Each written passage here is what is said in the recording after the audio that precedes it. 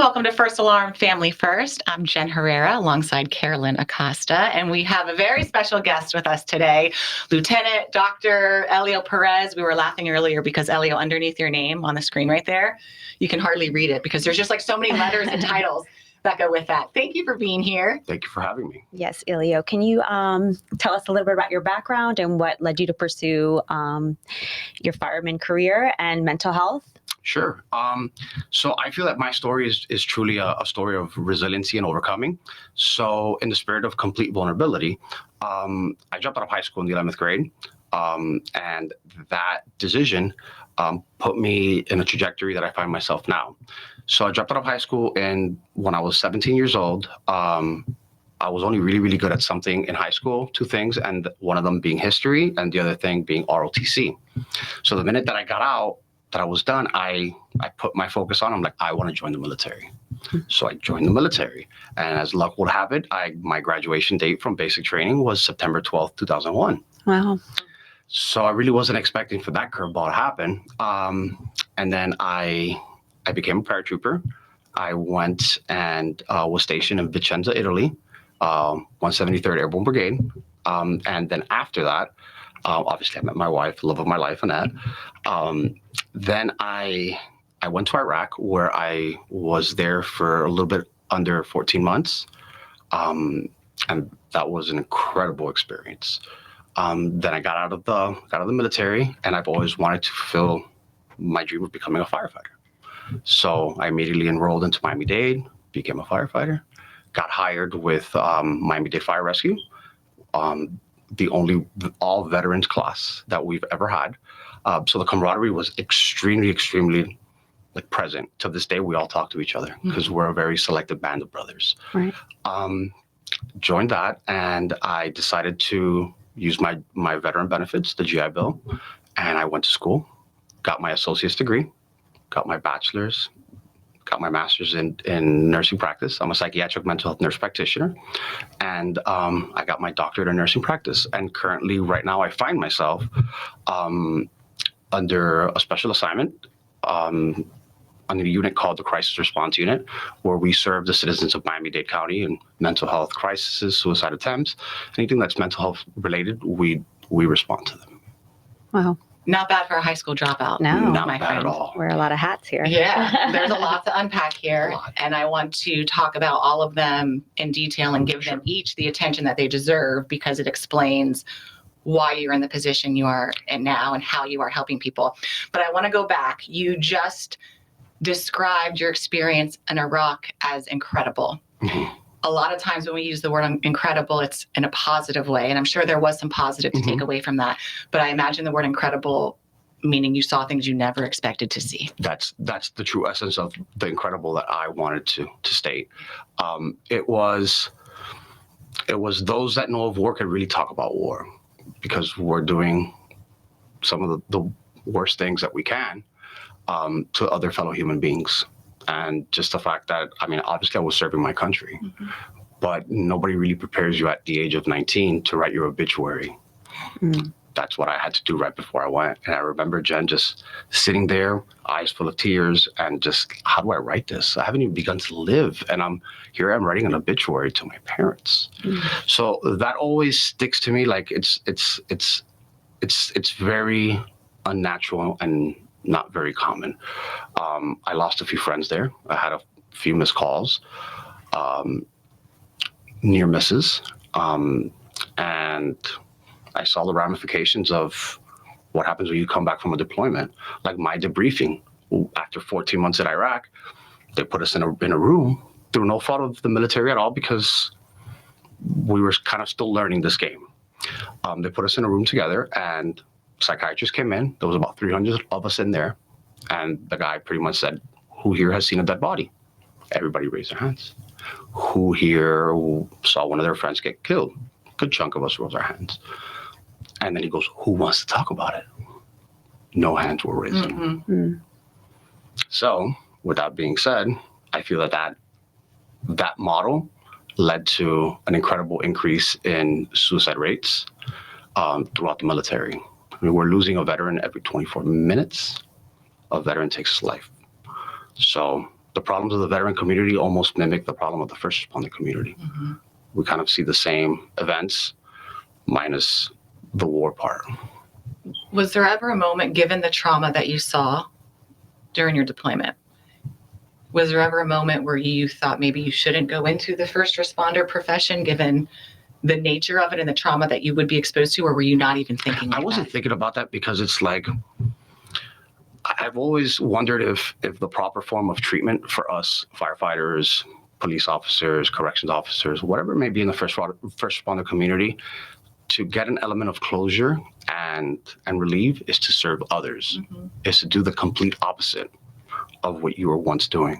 And that's how I ultimately was able to heal, because I found myself doing a very noble job, a noble profession. And I was able to close some very dark chapters in my life because it was almost like an equivalent exchange. I did something here, but I'm off balancing with this. Mm-hmm. Did you ever seek any help though, as far as did. like therapy? I did. So they usually say that the full manifestations of PTSD symptoms usually occur 3 to 5 years right after the trauma occurred. Mm. Obviously, absolutes do not exist. However, for me, it was like right at the 5-year mark. And again, the spirit of complete transparency and vulnerability, there were plenty of times that I would go into a state of hyperarousal, meaning, like we were talking about it before we started the show, I had to change all the spring locks in my house because you activate the spring lock, and once you open it, that pop would send me there. Mm-hmm. I was back in Iraq. So I had to change all the locks. At that point, I started to do really, really maladaptive behaviors. I was drinking a lot. Mm-hmm. And like many spouses, right? My wife told me, hey, this is getting a little crazy. Right. Like, you need to get help or I'm out. Mm-hmm. And I don't know if you're aware of this, but 70% of all divorces are initiated by a woman. So that makes sense, right? Mm-hmm. Given an ultimatum, you respond appropriately or you don't respond, peace out. Mm-hmm. So I went and I got help at the VA. And this is around like 2010-ish, 2011. I went and I got help at the VA, and I sat directly in front of a therapist. And again, no blame to him or the VA, but I couldn't connect with him. There was no dialogue because he was telling me how to feel, yet he never experienced what it is to be in combat. Right. And in the profession, we call that a therapeutic alliance. That's when you jive with your patient or your client. And you weren't jiving. I was not jiving. And then you made a really And big then decision. that was my call to arms. That's when I remember walking out of the VA and telling myself, nobody's going to come and help you. You're going to have to fix yourself. So I went to school. I started reading a lot on philosophy, stoicism, just different individuals, Jung, Nietzsche. I went down the rabbit hole of Eastern philosophies, the Tao Te Ching, which helped me out completely. And I got my master's degree in psychiatric mental health nurse practitioner. So. And now not only are you a firefighter, a lieutenant with Miami-Dade Fire Rescue, but you are part of the critical response unit for fire and police. Correct. What is that like? Because it's a balancing act, I would imagine. Very much so. So it's the crisis response unit, and it was an initiative done by Mayor Danielle Levine Cava. And what it pretty much is we respond to citizens in the community that are having mental health crisis, whether it be a suicide attempt, depression, any type of mental health disorder that's negatively affecting them. Somebody calls 911, they tell them what the person's problem is, and we respond. And when we respond, these police officers are highly trained in the mental health arena, and their first step is to evaluate and diffuse. And I think we've had over 1,000 calls of service and 0 uses of force. That's impressive. Wow. That's super impressive. So obviously that model's working. And I work under the capacity of, I'm a clinician, and I provide resources to these individuals that they may not have. Mm-hmm. Would the first responders also go to you for these resources? Absolutely. 100%. So aside from doing the whole crisis response unit, I'm also integrally a part of Miami-Dade Fire Rescue's mental health program. And I'm also part of the Resiliency, which is the local 1403's version of a mental health program. Okay. What is happening right now? Because that's what we're still trying to figure out exactly. What is happening right now? And what are the short-term goals when it comes to the First Responder Resiliency Foundation with Miami-Dade County? Okay, so our first goal, just like in any type of marketing campaign, is awareness. We have to let our people know that we are here for them, that we offer a variety forms of variations, a lot of variations on different type of programs. We have the chaplaincy. We just hired our new clinician at Miami-Dade Fire Rescue, Jose. And then we have Fred DeFrias, which is an incredible human being. And we're doing different programs. We're just trying anything new. He was just doing a certification class on yoga so he could connect that mind and body and try to negate some of these issues. We talk a lot about, we love everything that's being put in place. And I never want to take away from what's being put in place, because there are a lot of people like yourself and others who feel very passionately about helping. So I want to make sure that that's clear. But we do talk a lot about earlier intervention, if you will, earlier preparedness when it comes to the mental health aspect. And I was speaking to my husband, who's a firefighter, and he kind of said this loosely, kidding but not kidding, right? We spend weeks learning how to tie knots. We spend 30 minutes talking about our mental health in the academy. Correct. We've thrown the word curriculum out a bunch of times. What do you think, Elio, with your experience, right? Suffering from, if suffering's a strong word, I apologize, but from mental health issues in the past, what you see on a day-to-day basis, your involvement with police and fire, as well as the First Resiliency Foundation. So when you hear that, there's this much time, and yes, knots are important. Okay? Extremely. But the brain's important too. Correct. How do we find balance with this? So how do we find balance? So I think that's a great question. I think that the best way to affect generational change is that we have to start with the guys that are coming in initially, whether it be recruits or the cadets. Because we're really in the midst of a paradigm shift in culture where the old firefighters, they don't necessarily, I don't want to say care, but they're not so much vested in the whole mental health game. You think they believe it? I don't think they believe it. I think they've been programmed to believe that, because at the end of the day, we give what we've been given. So when they were rookies once upon a time, perhaps somebody told them, hey, if you go talk about your feelings, you're weak. And in our profession, being weak is a sign of just not being a type A personality. So some of the things that we're doing, we recently incorporated a three-day mental health curriculum for the recruits. One of the things that I want to do is to use that same curriculum and give it to the cadets with the thought that if they're 16, 17 years old, so now is the time to front load them. Hopefully, let's say 8 out of 10 of them become firefighters. Those are 8 people that we know that they're mentally resilient and are able to endure the troubles of this job versus keep on doing the same thing over and over, expecting a different result. Isn't that insanity? So we're really, I'm very confident that we're making a lot of headway. But there's so much work to be done. There really, really is. Yeah. And it's not just a Miami-Dade County thing. No, it's worldwide. Yeah. I think, really. I know that you've been working on a bill. Can you tell us a little bit about that? Yes. So I've been working with our local 1403, with Billy McAllister, a good friend of mine, Stephen Pousse, and we're working on an appropriations bill that we presented last year. Unfortunately, it got passed through committee and it died at the governor's, it got vetoed at the governor's desk. But we're going back this year and we're going to tweak it so it doesn't happen. So pretty much what that bill is going to do is that it's going to offer resources to the volunteer fire departments, like some segments of Monroe County. They're completely volunteer. We have, at least in essence, or some sort of services, we have them in Miami-Dade Fire Rescue. These guys don't have anything. Wow. And yeah, they see the same type of stuff that we do. Right. Yet they go home and there's nothing set up for them. Mm-hmm. A lot of these bodies there's no insurance.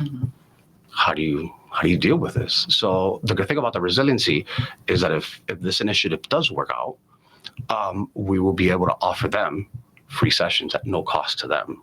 So we're going to remove the financial barrier, just make it that much easier to get them linked up to services. And then me and Emily Gould and myself, we've made a network of truly competent, culturally competent clinicians. And we're seeing a lot of promise with us doing that. We spoke with Emily on our last show, and if you haven't watched, I definitely recommend checking it out because she was absolutely fantastic. We talked with her about this, and I just kind of want to run it by you because I'm curious what your take would be. A few weeks ago at this point, there was a firefighter over on the West Coast who did take his own life. And turns out he was very involved kind of in what you do and helping other firefighters who are struggling and giving advice and, going to the walks and the community events for first responders who are struggling. And then he ends up taking his own life. Do you have a hard time battling some of the stuff, not only that you've seen at Elio, but also that you hear? Of course. I mean, there's a term called vicarious trauma. And that's pretty much trauma that bleeds from, you don't have to experience it. Somebody could tell you of it. You could watch it on YouTube. Right. All of that stuff sinks in your brain because the brain doesn't know if it's real or not. It just knows that there's a stimulus there that's telling me it's bad, right? So now that sinks in to the psyche. And sometimes you not being there could affect you, give you the same PTSD symptoms as if you were there. And Jen, another interesting point is firefighters, first responders in general, have the innate ability to turn off self-preservation. That's something that we're taught from being a soldier all the way up, because when people are running out of that house and that's on fire, we're running in. So we have to shut that off.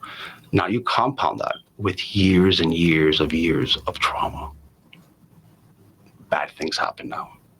So just having that innate ability to turn self-preservation off is maybe another reason why our suicide rates are almost doubled in the normal population. It's crazy. Elio, besides therapy, what other things could people be doing? I know you were talking about the EMDR. So EMDR is eye movement desensitization and regulation. So what EMDR does, it's almost like a form of REM. REM is when you go to sleep, your eyes, when you fall into a deep sleep, your eyes go left, right, left, right. And what the brain is doing is consolidating memories. We're all creatures of pattern, right? That's an evolutionary adaptation for us to recognize patterns and deal with them. Is this something that's going to kill me or this is not going to kill me? So the brain processes that. Now, not to digress, but if a first responder is not getting sleep and he just had that negative event, that memory is never being consolidated. It's just staying there on its own little island in the middle of the Pacific with nothing to connect to. That's why they get flashbacks, they get symptoms of depression, whatever it is. Any symptoms that are expressed from a mental health point of view are symptoms of a sick brain. Just like if you have a stomach ulcer, you hurt your stomach. Wow, this really, really bothers me. I have to go get it checked out. However, we're more likely to get the ulcer checked out than to get the coconut checked out. And sometimes the space between your ears is a nasty place to live in. Yeah. Is that treatment anybody can get? Do you have to do a certain amount of regular therapy lessons before you're able to get that treatment? So EMDR pretty much it's open to everybody. However, it really, really works if you have some sort of basis for it, if you've been in therapy before, because there's a lot of visualizations involved. Like in my case, or just in any case, you have to build a container. Right? That's something that we're not taught. And I would love to bring that into the recruits and the cadets. Right. You build a container. What does this container look like to you? It has to have an close and an open. My container was Fort Knox with armed guards outside. And I literally had to visualize this. And Emily would ask me, okay, what does it look like? Okay, I was 6 cameras and I was literally engrossed into this container. So at the end of the session. Hold on, you picture yourself in a container. Well, picture just the container itself, like a box. I'm just looking at a box. So at the end of the session, if anything is unworked or unresolved, I put it in this container, and I close it for the next session. And then when we pick up the session, again, open the container, and we pick up exactly where we were at. Mm-hmm. So, and that's something that I think that it's a value that we need to teach our guys. These. Why do you think specifically this therapy would be useful for first responders? So there's a lot of good uses to this therapy. So one of them is long-term maladaptive events, and another one is recent traumatic events. And so the long adaptive events, the long maladaptive events, I'm going to give you my story. So believe it or not, I dropped out of high school again, and I have this incredible, like to this day, I have this incredible lingering feeling of self-low worth. And during EMDR certification, because Emily was my partner, I bring this up to her. We talk about my experience, why I did this in the 11th grade, why I dropped off, blah, blah, blah. And then we start doing the desensitization, the bilateral stimulation. So there's many ways to do it. You could have a tapper, which is pretty much like a Wii remote that vibrates, right? And it vibrates to your left hand, it vibrates to your right hand. It's very rhythmic. You can do it that way. You can do it with your eyes. I chose to do it with my eyes because I'm trying to replicate REM. So you follow this dot across, and now you start thinking about your experience. So I spoke about my feelings about when I dropped out of high school. And excuse my language, I shit you not, I went down the rabbit hole, and I saw myself almost like in a movie where I was sitting in a classroom, and I was about 9 or 10 years old. And I remember at that point, I completely had forgotten that my parents got divorced around that age, and I got put into a new school. As soon as I got to the school, they diagnosed me with ADHD immediately. I can't blame individuals because they don't know what they don't know. Right. But ADHD mimics a lot of symptoms in a distressed child. Hyperactivity, they try to ignore the event, they're everywhere and nowhere, they're just scatterbrains. And that could be a child that's not coping correctly. So they put me in this classroom and where individuals had profound learning disabilities. And I saw myself in this memory reading a dictionary. She would give me a dictionary and she would tell me, copy all the A's. So I would start from A all the way down, and I would just sit there. And during the class, she would give us Smarties. And Jen, I saw myself as a little kid eating Smarties and telling myself, as I would take one, I would say to myself, I wish I was smarter. I'll eat another one. I wish I was worth something. Take another one. I wish that people would understand me. And I literally went through about 9 of them. And you had forgotten this memory completely. This memory was sitting out somewhere in the Pacific, and it had no resolution, but the hang up of low self-worth was over there. So I was able to hook up that memory with memories of resolution. And at the end of the session, they pretty much tell you, how do you feel now? And the first words out of my mouth were liberated. So it was an incredible and profound experience. I could only maybe put it on the lines of almost like a spiritual experience. Yeah. Wow. How many sessions do you think somebody needs to do to actually? On average, it's about 5 to 8. Okay. 5 to 8 sessions, because I know a lot of the techniques and certain behaviors that I could fix immediately because I'm a clinician. I immediately went to Publix. And I went and I got myself Smarties. And I just reinforced that specific memory of that I am worth it. And I would eat it. I'm sitting at Publix and I'm eating Smarties and I'm saying to myself, I am worth it. I am valuable, because I needed to make that a concrete thought. And I can't tell you, it's really, really worked out for me. Do you think it would be good for children as well? I think so too. I think the instructor that taught us, she's wonderful. Her name is Roxanne Grobel, and she is like the guru in EMDR. And she told us that she has done EMDR up to kids up to 3 years old. Wow. Because you don't build episodic memories till about 6, right? For a lot of us, that's when consciousness goes online. But the body keeps a score. There's a great book on PTSD called The Body Keeps a Score. So just because you can't remember it visually, but your body still remembers it. And she had a hang up on, she couldn't wear turtlenecks couldn't wear turtlenecks. And she had this fear of necklaces and anything that was like strangling her, and she just couldn't get it over with. Mind you, she was 3 when this happened, and long story short, she had a brother that tried to do something to her and strangled her, and this came up when she was 3, and she's an adult. Yeah. Like, so it does have a variety of uses.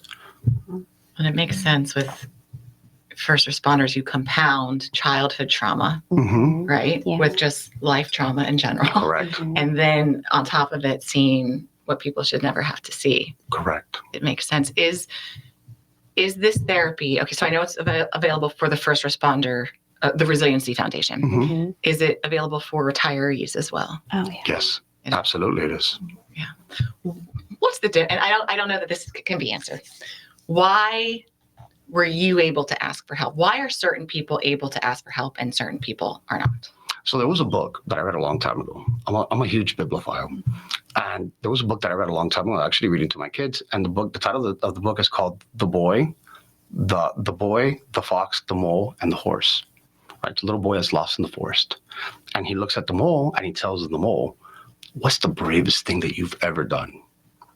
And the mole looks up at him and goes, "Asking for help." That clicked. Mm-hmm. I think that people don't ask for help, obviously, because of the stigma behind it. Mm-hmm. Type A personalities usually do this field, and that may be perceived as a form of weakness. I got help, obviously, because it was my wife had given me an ultimatum. Yeah. And It's the spouses. Right. How often do we talk about the power of the spouse? right, 100%. You guys are literally and figuratively the fire alarm over the kitchen that's telling you something's smoking there. You might want to check it out. Mm-hmm. And you guys have that. And that's one of the things that we want to address in the future. And you guys are doing an amazing job is front loading the spouses, Mm-hmm. because you guys live with us. Mm-hmm. You guys could tell very, very subtle behavior changes. When I do a lot of peer support stuff for the International Association of Firefighters, like when somebody unfortunately kills himself or does something really, really bad and they die as a result, they deploy us to, I don't know, I'll give you anywhere in the state of Florida. And I tell the guys at the end of every session, there's 2 things that you guys need to look after: emotional regulation and sleep disturbances. If you find yourself that you can't sleep at night, it's time to go talk to somebody. Mm-hmm. What's mentionable is manageable. Mm-hmm. We can't talk about it. We can't fix this problem. And a lot of times just talking about it, hearing you say this makes it all worthwhile. So yeah. Sleep. We keep hearing sleep. I feel Sleep like is every huge. conversation that we've had with people, Mhm. sleep gets brought up. Well, I feel like with that's how it starts. Alex stopped sleeping. Yeah. And he was having a hard time, and it's almost like he knew. He's like, no, I have to get my sleep. I have to get my sleep. But it was to the point where he was almost obsessing about it at that point. It was Correct. like with the magnesium and the sprays and the this and the Yeah. that. And I'm like, just relax and go to sleep. But his brain was already on like, Right. And had On you that ever level. heard of sleep until these conversations now being or sleep deprivation, I should say, being a red flag?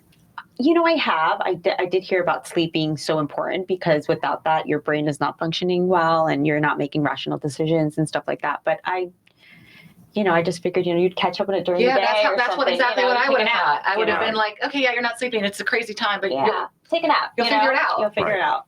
so that's, thank God we're having these conversations now, right? Mhm. Absolutely. And it's also very important to note that even if you're at a slow station, right?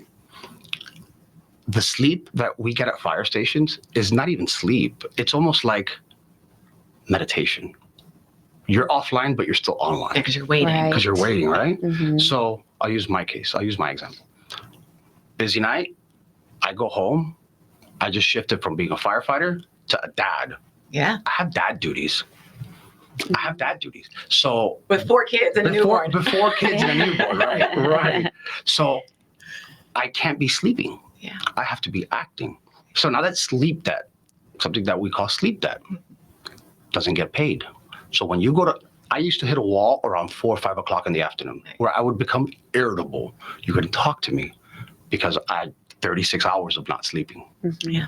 And sleep, as we all know, is one of the biggest stresses in our body. Mhm. Everything from cancer, mental health issues. It's almost like that's one of the things that I think that we should try to fix as quick as possible. Mhm. Maybe provide some sort of methods on sleep hygiene. don't take Benadryl, guys. Right, not do You that. just don't drink. Right. Drinking messes up You sleep better when you don't drink. You don't. Listen, we could talk to you, I feel like, Yes. for another 30 minutes for sure. But thank you Thank for you. coming in. Huge takeaways, obviously, taking care of ourselves, Yes. sleep, and the early intervention when it comes to the academy and recruit classes, even the cadet program. Thank you so much for Thank being you, here. Elio. Thank you. We appreciate it. Yes. Thank you again for watching, as always. And we will remind you, if you see anything happening, especially spouses of first responders, definitely sound the alarm. Save a life. We'll see you next time, guys.